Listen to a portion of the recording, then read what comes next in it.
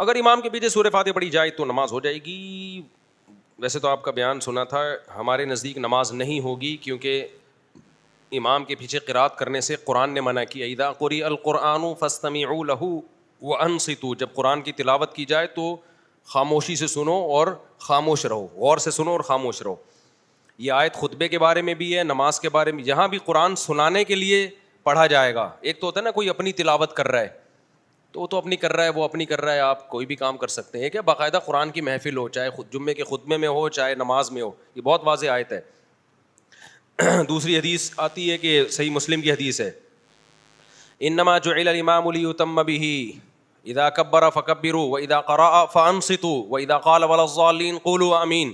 امام کو امام اس لیے بنایا جاتا ہے اس کی اقتداء کی جائے, جب وہ تکبیر کہے تم بھی تکبیر کہو, جب قرأت شروع کرے تو خاموش ہو جاؤ, جب ولا الضالین کہے تو آمین کہو.